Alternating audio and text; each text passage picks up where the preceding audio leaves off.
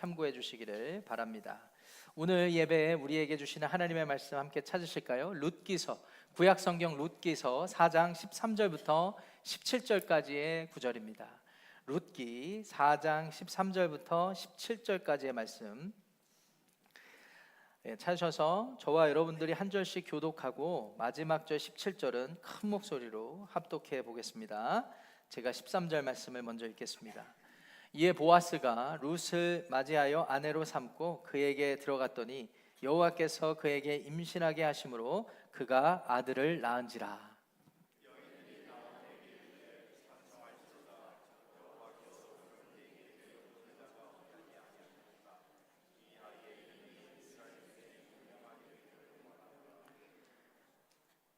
이는 네 생명의 회복자이며 내 노년의 봉양자라. 곧 너를 사랑하며 7 아들보다 귀한 네 며느리가 낳은 자로다 하니라.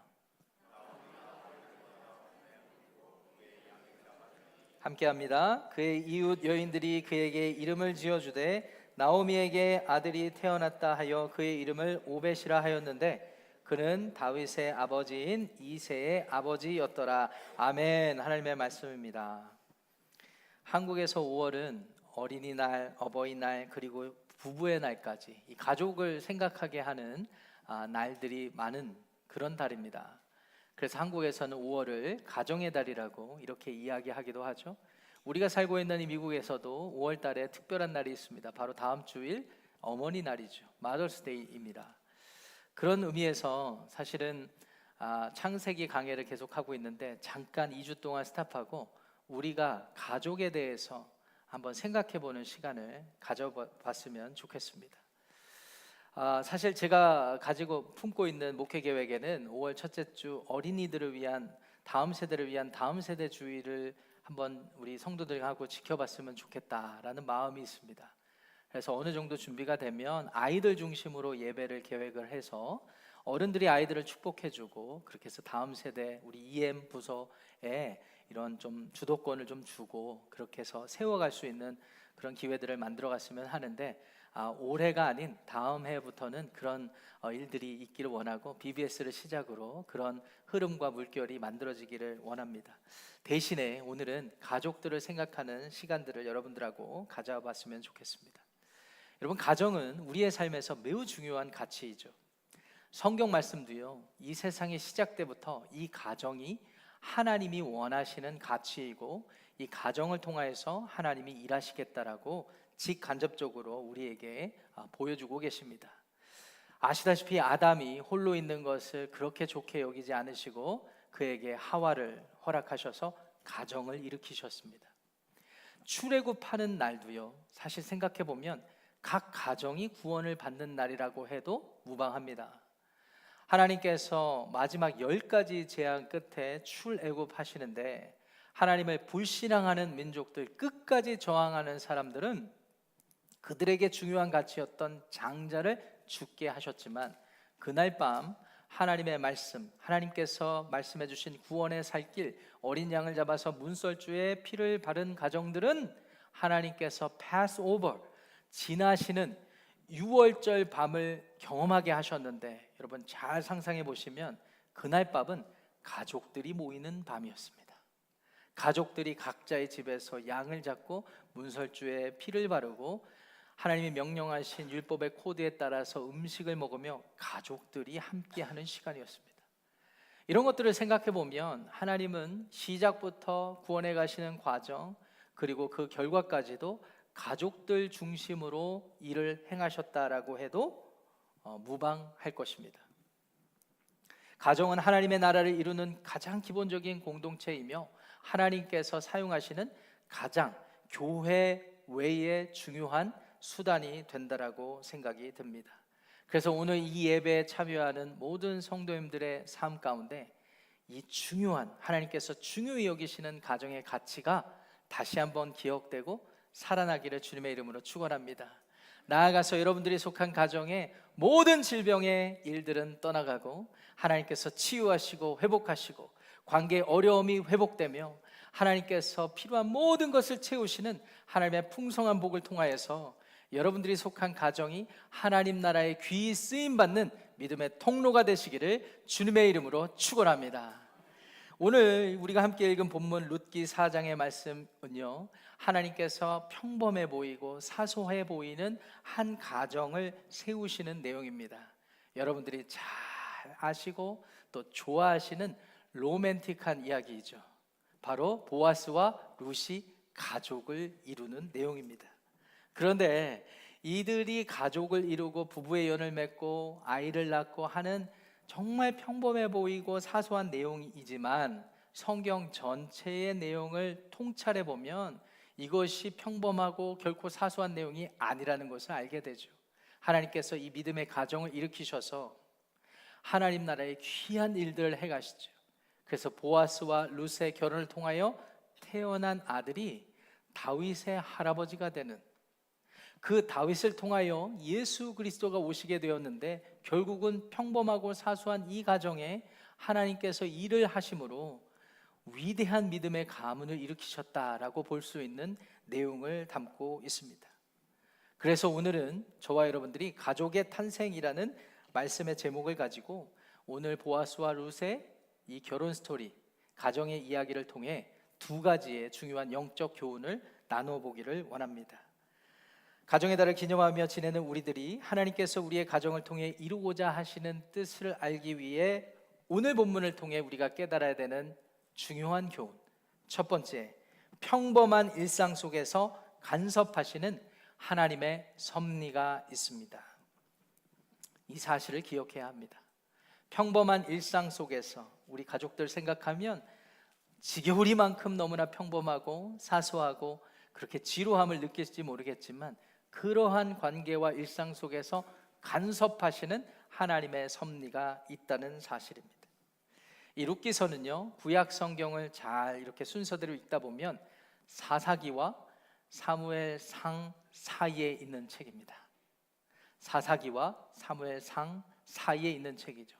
사사기는 아시다시피 이스라엘 백성들이 약속의 땅 가나안 땅에 들어갔는데 그곳에서 정복하고 그 민족들에게 영적인 영향을 끼치지 못하고 오히려 그들에게 동화되어서 그들이 믿는 우상을 따르고 타락하고 범죄한 삶을 살다가 하나님의 심판을 받으면 그때서야 비로소 회개하면 하나님이 또 구원을 베푸시고, 그래서 사사를 보내주셔서 또 하나님께 돌아오면 또 하나님 앞에 범죄하는 이야기로 가득한 내용이 사사기의 내용이죠. 그래서 사사기 21장 25절 말씀을 보면 사사기 전체의 시대 상황을 이렇게 요약할 수 있습니다. 그때에는 왕이 없으므로 각자 자기의 소견대로 살았던 시기라고 그렇게 정리해 볼 수가 있습니다. 사무엘상은 어떻습니까? 그러한 시대를 종지부를 찍으시고 하나님이 왕을 세우셔서 하나님의 통치자 대리인 그 왕을 통하여서 하나님의 위대한 일을 이어가시는데, 물론 사울 왕이 하나님 앞에서 패위당하게 되었지만 사울을 일으키시고 그 이후에 이어지는 다윗 왕을 통하여 하나님의 위대하신 구원의 일들을 이루어가는 내용이 사무엘상을 시작으로 시작되게 되죠. 룻기는 그 사사기와 사무엘상 중간에 있는 이야기입니다. 그렇기 때문에 시대적으로는 이 룻과 중심 인물인 나오미 그리고 보아스, 이들이 살았던 시대적 상황은 사사기에 속하는 시대였습니다. 이 유대 땅 베들레헴 출신 엘리멜렉이라고 하는 사람이 있었죠. 이 사람의 이름의 의미는 나의 하나님이 왕이십니다 라는 의미를 담고 있습니다. 나의 하나님이 왕이시다, 이거 굉장한 고백입니다. 그의 삶을 하나님이 통치하신다라는 믿음으로 살아가는 사람이죠. 그런데 어찌된 영문인지 이 사람이 아내인 나오미와 두 아들 기론과 말론을 데리고 하나님이 약속의 땅 가나안 땅을 주셨는데 그 땅을 저버리고 모압 땅 이방 나라로 이주하게 되죠. 오늘날에는 캘리포니아 살기 너무 힘들다고 텍사스 달라스나 아틀란타 조지아 아틀란타나 이런 데로 이주하는 것이 자연적이고 그것이 아주 어떻게 보면 각자의 살 길을 찾는 하나의 삶의 방식이라고 생각할 수 있죠. 잘못된 게 아니죠. 그런데 이 시대에는 하나님께서 가나안 땅을 약속으로 주셨고 가나안 땅에 정착하여서 사명을 감당하기를 원하셨어요. 그 땅 민족을 정복해서 그 땅에 살기를 원하셨어요. 그런데 무슨 영문인지 이 가족들이 이주하게 된 것입니다. 그것도 하나님을 믿지 않는 이방 땅으로 말이죠. 무슨 일이 있었던 것일까요? 그 땅에 흉년이 든 것입니다. 그 땅에서 먹고 살 길이 없어지게 된 것입니다. 그래서 나의 하나님이 내 삶의 왕이십니다 라고 믿음의 고백으로 살 것 같았던 믿음의 가족이 상황에 따라, 환경에 따라 하나님을 벗어나는 길을 선택했다라고 할 수가 있습니다. 그렇게 살아간다면 자신들의 계획과 선택에 의해서 잘 살아야 할 텐데, 불행하게도 오늘 우리가 읽지는 않았지만 1장에 보면 이 엘리멜렉의 온 가족에 불행이 닥쳐오는 내용이 간략하게 소개되어 있죠. 간지 얼마 안 돼서 엘리멜렉은 죽게 됩니다. 한마디로 나오미는 과부가 된 것이죠. 그래도 두 아들 기론과 말론이 있었습니다. 그래서 두 아들을 장가 보내고 오르바 룻이라 이름하는 며느리를 맞이하게 되죠. 가족이 커지게 된 것입니다. 그렇습니다. 오늘 우리가 함께 읽은 룻기의 중심 인물 중에 하나인 룻은 나오미의 며느리였던 것입니다. 그렇게 10년 가까운 시간을 살았을 무렵에 무슨 영문인지 그 땅에서 며느리를 얻었으니 잘 살 줄 알았던 이 가족에 또 다른 불행이 찾아오게 되죠. 바로 나오미의 두 아들 기럨과 말론이 죽게 된 것입니다. 어떤 분들이 저에게 질문하실지 몰라요. 왜 이 두 사람 아버지와 두 아들까지 다 죽었습니까? 저도 모르죠. 제가 어떻게 합니까? 근데 중요한 것은 죽은 거예요. 죽었어요. 남겨진 사람의 삶이 더 중요하다라고 생각해 보면 나오미와 오르바와 룻의 삶이 어떻게 살아야 되는지 막막했습니다. 그래도 나오미가 두 며느리를 생각해서 이 이방 땅에서 살 길이 없으니 나는 내 고향 땅 베들레헴으로 돌아가겠다라고 결정했을 때 오르바와 룻을 남겨두기로 하죠. 그들의 고향 땅이었으니까요. 그래서 오르바는 결과적으로 남게 되고 룻은 그 길을 따라 가게 됩니다. 결과적으로 시어머니 나오미와 며느리 룻이 아버지 엘리멜렉의 고향 땅 베들레헴 땅으로 돌아오게 되죠. 잘 상상을 해보시기 바랍니다. 여러분들이 나오미라면 10여 년 전에 잘 살아보겠다고 고향 땅을 떠나서 사람들하고 빠이빠이하고 나갔는데 다시 실패한 모습으로 돌아간다고 했을 때 여러분들 마음이 어떠시겠어요? 막상 돌아가 봤더니 사람들이 수군거리기 시작합니다. 이 이가 나오미가 아닌가? 사실 기쁨이라고 의미하는 이 나오미, 그녀의 삶은 어쩌면 기쁨을 추구하는 인생이었을지 모르겠습니다. 그런데 결과는 어떠했을까요?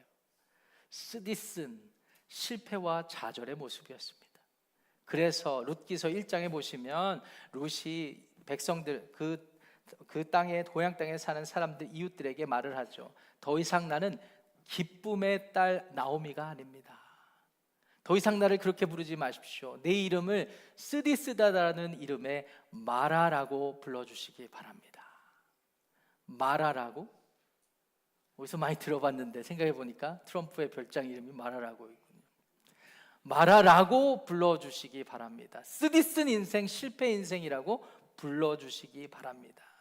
사회적인 눈초리뿐만 아니라 그녀 스스로도 실패하고 좌절한 절망감, 패배감으로 가득 찬 인생을 고백하고 있는 것입니다. 그리고 그 이유 또한 룻기서 1장에 자신의 입으로 고백하죠. 하나님이 나를 괴롭게 하셨습니다. 내가 하나님을 떠났을 때 결국은 남는 건 아무것도 없었습니다 하는 마음으로 이제부터 살아가게 된 것입니다. 안타깝죠. 안쓰럽죠. 아쉽죠. 그럼에도 그것이 우리가 사는 인생이 아니겠습니까? 그곳에서 생존해야 되는 것이 그들이 살 수 있는 유일한 방법 아니겠습니까? 그래도 젊은 나이의 며느리 룻이 이제 생존하기 위한 길을 찾기 시작합니다. 때마침 그때가 보리를 추수하는 시간이었어요. 그래서 하나님의 백성들이 보리를 추수할 때 가서 좀 돕다가 떨어지는 이삭이라도 얻어와서 어머니랑 보리밥이라도 지어 먹으려고 그렇게 그 길을 나갔던 것이죠. 그러다가 그 길 끝에 보리를 추수하는 모든 일들을 돕다가 만나게 되는 사람이 있었으니 그의 이름이 보아스입니다. 이 보아스는 특별한 사람이었죠. 목사님, 재벌 2세였나요? 아니요. 재벌 2세는 아니더라도 재벌 2세만큼 그녀의 앞날을 행복하게 해줄 만한 사람이었어요. 아시다시피 엘리멜렉이 죽고 나오미는 가압부가 됐지만 룻은 어떻게 살아갑니까? 남편도 죽었는데요. 그런데 하나님께서 이스라엘 백성들에게 주신 율법 중에 친족, 자기의 남편이 죽으면 그 형제가 그 가업을 이룰 수 있는 책임을 주시는 제도가 있었어요. 그런데 그 동생도 없다면 친족 중에서 그 책임과 역할을 감당하도록 하는 법이 있었습니다. 그런데 우연인 줄 알고 따라 들어가서 이삭을 줍다 만난 남자가 누구예요? 자신의 남편이었던 또 아버지 엘리멜렉의 친족이었던 것입니다. 할렐루야. 이 시간 앞뒤 좌우 옆에 분들 바라보시고, 옆에 있는 부부간의 관계를 바라보시고, 우리의 만남은 결코 우연이 아닙니다. 이렇게 서로 인사하고 축복하시겠습니다. 부부로 오신 분들은 의도적으로 좀 하시기 바랍니다.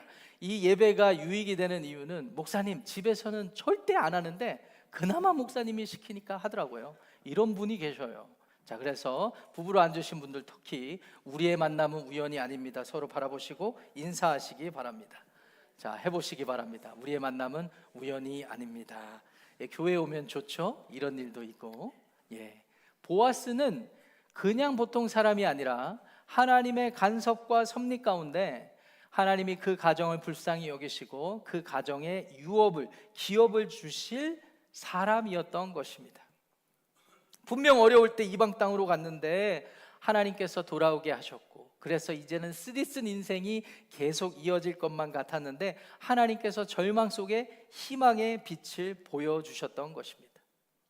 룻이 이 사실을 알았을까요? 몰랐어요. 그런데 이 사실을 알게 된 나오미가 그녀에게 무슨 말을 하였습니까? 룻기서 2장 20절 말씀을 제가 여러분들을 위해서 읽어드리도록 하겠습니다. 나오미가 자기 며느리에게 이르되 그가 여호와로부터 복받기를 원하노라. 그가 살아있는 자와 죽은 자에게 은혜 베풀기를 그치지 아니하도다 하고, 나오미가 또 그에게 이르되 그 사람은 우리와 가까우니, 한마디로 친족이니 우리의 기업 물을 자 중에 하나이다. 우리의 기업 물을 자. 우리 작년에 추수감사절 시즌에 부흥회를 통하여 우리가 룻기서를 같이 살펴볼 때 고엘이라는 히브리어 단어 기억하십니까? 이 고엘이라는 히브리어 단어가 유대 히브리 민족들의 제도 안에 있는 기업 물을 자를 의미하는 단어였습니다. 나오미는 금세 알아챘던 것입니다. 하나님이 그래도 우리 가족을 불쌍히 여기시는구나. 자신들의 의지로 알아본 것도 아니에요. 룻이 생존하기 위하여서 가족을 대표해서 먹고 살 길 찾다가 우연히 만나게 하신 것입니다. 그래서 우리의 만남은 결코 우연이 아니게 되는 것이죠. 하나님께서는 우리 모든 사람에게 자유로운 의지를 주셨습니다. 그래서 선택하게 하셨어요. 그 선택할 수 있는 의지를 가지고 하나님을 선택하여 예배하는 삶을 살게 하셨으니, 이것이 다른 동물들과 다른 인간들이 얻은 가장 중요한 축복이 아니면 무엇이겠습니까? 그런데 우리가 선택해서 잘 사는 것 같아 보여도 우리의 인생을 돌이켜보면 우리의 모든 선택의 고비고비마다 하나님께서 간섭하시고 섭리하신 흔적의 역사라는 사실도 우리가 알게 됩니다. 이런 면에서 보면 우리의 인생은 하나님의 섭리로 빚어지고 하나님의 섭리로 살아가는 인생이라고 감히 평가해 볼 수가 있습니다. 목사님, 이해하기 힘드네요. 제가 아침에 여기 오기로 결정해서 여기 왔는데 무슨 말씀하시는 겁니까? 라고 하신다면 제가 흔히 알 수 있는 증거를 여러분들에게 제시해 보도록 하겠습니다. 우리의 삶이 우리의 의지로 선택해서 이루어지는 것 같아도 하나님의 간섭과 섭리에 의한 것이라는 사실은 우리의 평범한 일상 속에 우리가 맺고 살아가는 관계를 통해서 알 수가 있습니다. 한마디로 하나님의 섭리는 우리가 인간 사회에서 관계 맺는 것을 통해 알 수 있는 것입니다. 여기 계신 분 그 어느 하나도 내가 태어나기 전에 부모를 A, B, C 중에 골라서 태어나신 분은 없으실 것입니다. 혹시 목사님 저는 내 부모를 골라서 태어났습니다 하는 분들은 용감하게 손들어 주시기 부탁드립니다. 없으시죠? 다 주어지는 관계였습니다. 물론 어떤 분들은 금수저 집안에, 어떤 분들은 은수저 집안에, 흙수저 집안에 각자 느끼는 것들이 상대적이라 할지라도 부인할 수 없는 사실은 그렇게 태어난 걸 어떡합니까? 그렇게 그 가정에 느끼는 바와 상관없이 태어나게 된 것을 어떻게 합니까? 우리가 할 수 있는 일은 받아들이는 것밖에 없잖아요. 그 가정에 태어난 것을 받아들이는 것밖에 없지 않습니까? 이것이야말로 하나님의 인간 사회에서 섭리하신다는 사실을 증거하게 되죠. 부부간의 관계 맺는 것도 마찬가지 아닙니까? 아까 여러분들이 고백한 것처럼 우리의 만남은 우연이 아니야 라고 한 것이 진리입니다. 왜 그럴까요? 나 혼자 좋다고 쫓아다녀서 결혼한 사람 있습니까? 그 사람도 마음이 동해야 결혼하지 않겠습니까? 그래서 저도 결혼하게 됐습니다. 할렐루야. 저 혼자 쫓아다녀서 결혼할 일이 아닙니다. 또 두 사람은 전혀 생각이 없는데 주변에 많은 사람들이 저 사람하고 결혼해라, 저 사람하고 결혼해라, 그래서 결혼하는 커플 저는 못 봤습니다. 서로가 마음이 통하고 서로 깨달음이 있고 정이 있어야 결혼하듯이 관계 맺는 것, 하나님의 간섭과 섭리, 아니 이전에 우리의 자유로운 선택으로만 이루어지는 일이 아니라는 사실을 알게 되죠. 그래서 한국에서는요, 하나님이 왜 우리에게 자녀를 주셨는가? 라는 질문에 대부분의 부모들이 이렇게 답한다고 하죠. 내 인생이 내 뜻대로 되는 것을 알게 하시려고 나에게 자녀를 주셨습니다. 이렇게 얘기한다고 하죠. 또 이것도 농담이지만 국회의원과 남편의 공통점이 뭐냐라고 물으니까 내 손으로 선택했지만 참 마음에 안 드는 존재가 남편과 국회의원이다 라는 농담도 있더라고요. 이 말이 교훈하는 바는 우리가 우리의 모든 결정들을 선택해서 잘 이루어가는 것 같아 보여도 결과적으로 하나님의 간섭과 섭리 없이는 결코 우리가 원하는 삶이나 우리가 기대하는 축복을 얻을 수 없다는 사실을 알게 되는 것이죠. 보아스와 룻의 만남 또한 그러했다는 것을 룻기가 우리에게 묘실히 계시해 주고 있는 것입니다.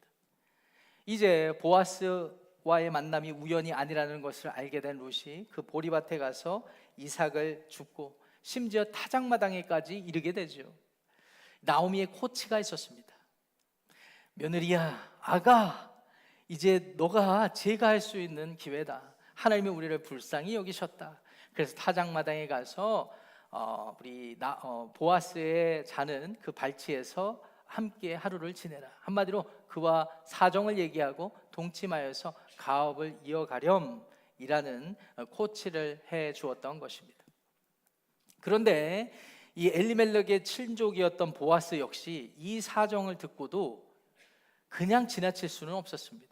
한 가지 문제가 생겼어요. 자기도 친족은 맞지만 엘리멜렉에게 더 가까운 친족이 있다는 것을 보아스가 알고 있었기 때문입니다. 그래서 그녀를 불쌍히 여기는 긍휼의 마음이 있었지만 또 다른 친족에게 내가 먼저 이야기를 하고 그가 원하지 않는다라고 하면 그때 내가 책임을 다하겠다라고 말을 해주죠. 그래서 그날의 역사는 없었습니다. 그리고 집으로 돌아와서 이 나오미에게 룻이 그 이야기를 하자 시어머니 나오미가 했던 유명한 말이 있어요. 룻기서 3장 18절 말씀입니다. 그때 시어머니 나오미가 이 말을 해줍니다. 내 딸아, 이 사건이 어떻게 될지 알기까지 앉아 있으라. 이 사건이 어떻게 될지 알기까지. 하나님의 섭리와 간섭으로 보아스를 만나게 해주신 것 결코 우연이 아니라고 생각했는데, 그래서 보아스랑 금방 친족이 될 줄 알았는데 이 과정이 우리 뜻대로 안 된다 하더라도 우리가 가만히 지켜보자. 하나님의 간섭과 섭리하심이 어디에 있는지라는 말을 해준 것입니다.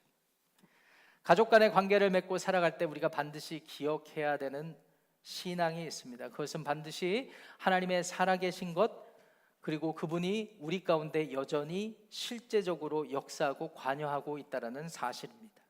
그렇습니다. 하나님은 언제나 우리를 위한 선한 길로 인도하신다는 사실을 기억해야 합니다. 그때 우리는 비로소 하나님의 뜻과 섭리에 관심을 가지고 그 섭리를 쫓아서 이 일이 과연 하나님의 뜻인지 아닌지, 이 일의 과정을 통하여 하나님은 나를 어떻게 연단시키고 선한 길로 인도하실지, 관계의 비유로 들어가 보면 부부간의 관계가 내 뜻대로 되지 않을 때, 그래서 늘 배우자에 대해서 못마땅하고 내가 왜 이 사람과 결혼을 했는가, 자녀한테 엄마가 잘못한 것은 너 아빠랑 결혼한 것밖에 없어 라고 이야기를 하기 시작하고, 남편과 또 배우자 아내에 대해서 불편한 감정들을 자녀들에게 밝히기 시작하고, 심지어 교회에 와서 사람들에게 이렇게 고백하며 이야기를 하지만, 우리가 하나님의 간섭과 섭리를 믿는다면 하나님은 무슨 이유로 우리의 만남을 허락하셨을까? 이것을 먼저 생각해 보아야 한다는 것이죠. 자녀들에 대해서도 마찬가지입니다. 자녀들 생각하면 제가 경험해 본 이민교회 성도들에게 늘 아쉬움이 있는 게 이런 거예요. 내가 열심히 해서 자녀들을 잘 키워보려고 하다 보니까 12시간 그 이상씩 일해서 자녀들하고 시간을 못 보냈어요. 그러다 보니까 자녀들이 부모랑 정을 잘 안 나누려고 하고, 심지어는 교회를 떠나요. 그래서 장성한 때까지 이르러 보면 자녀들이 신앙생활 하지 않는 때가 많습니다. 그래서 마음 아파하고 모든 것이 내 책임이라고 자책하는 분들 많이 봤습니다. 이 이야기가 남의 이야기가 아닐 수도 있겠다는 사실을 저도 잘 알기 때문에 공감하는 내용입니다. 내가 더 잘했어야 하는데, 내가 더 자녀들에게 신앙적인 영향을 끼쳤어야 하는데, 우리 가정이 신앙생활을 잘했어야 하는데, 이런 마음들이, 아쉬운 마음들이 있었다라는 것이죠. 그런데 그런 마음 매우 소중하고 사명의 마음이라고 여길지라도 지나친 자책감으로 힘들어하시는 분도 많이 봤기 때문에, 모든 일이 내 선택의 결과와 그 과정, 의지대로 될 수 있는 것이 아니라고 우리가 기억할 수만 있다면, 그 이후에 하나님께 맡겨드리는 삶의 태도, 신앙의 태도가 오히려 더 지혜로운 처사라고 믿습니다. 과거에 신경을 못 썼다면 지금에서라도 기도하며 손주들과 그 가족들이 믿음의 가족으로 쓸 수 있도록 계속해서 영향을 끼치는 것 말고는 할 수 있는 일이 어디에 있겠습니까? 그래서 기도하는 것이죠. 과거의 위대한 신학자이자 신앙인이었던 어거스틴이 어머니 모니카의 기도의 영향으로 그 오랜 시간 방황하고 방탕하며 살다가 돌아오게 됐다고 고백하지 않습니까? 하나님의 섭리를 고백하면서도 하나님의 섭리는 어머니의 기도를 통해서 이루어졌다라고 그의 책 고백록에서 고백하고 있지 않습니까? 하나님의 섭리는 절대적으로 다 살아본 다음에 깨닫게 되더라고요. 그렇기 때문에 다 살아보기도 전에 저와 여러분들이 불필요한 자책감과 아쉬운 마음으로 그렇게 인생을 학대하며 하나님의 뜻을 왜곡하지 않으시기를 주님의 이름으로 축원합니다. 아시다시피 우리의 인생은 우리의 선택으로만 이어갈 수 없습니다.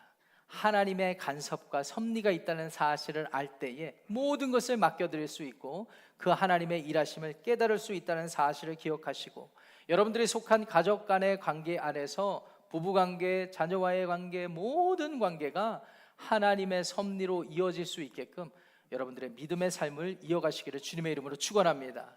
두 번째, 그럴 수 있다면 각자의 자리에서 신실하게 책임을 다해야 합니다. 두 번째, 룻기서를 얻는 교훈입니다. 각자의 자리에서 신실하게 책임을 다해야 하는 것이죠. 사람의 만남도 하나님의 간섭으로 이루어진 것, 가정 안에서의 관계와 모든 일들 하나님의 섭리 가운데 이루어질 수 있다는 것을 믿는다면, 우리에게 남겨진 숙제는 이제 가정에서 남편으로, 아내로, 자녀로서 각자의 역할을 감당하는 것뿐입니다. 부부 사이의 배우자로서 책임 있는 역할, 부모의 의무, 그리고 자녀로서의 도리까지 각자 위치에서 신실하게 변함없이 책임과 역할을 다하면 하나님의 섭리를 드러낼 수 있는 것입니다. 이 룻이 시어머니 나오미를 따라서 베들레헴으로 왔던 결정적인 이유는 룻기 1장에 소개되어 있습니다. 어머니가 너무 잘해줬나 보다. 어머니가 베들레헴에 무슨 땅이 있는 줄 착각했나 보다, 뭐 이런 이유가 아니었습니다. 1장 16절에 보면 어머니께서 가시는 곳에 나도 있고 머무는 곳에 나도 있겠습니다. 어머니의 백성이 내 백성이 되고 어머니의 하나님이 내 하나님이십니다 라고 고백하고 있습니다. 그렇습니다. 룻이 어머니 나오미를 따라 베들레헴 이방 땅에 왔던 이유는 신앙적인 이유였습니다. 10년을 살면서 어머니가 경험한 하나님, 어머니가 섬기는 하나님을 믿고 따라왔기에 그 신앙의 이유로 어머니와 함께 왔던 것이죠.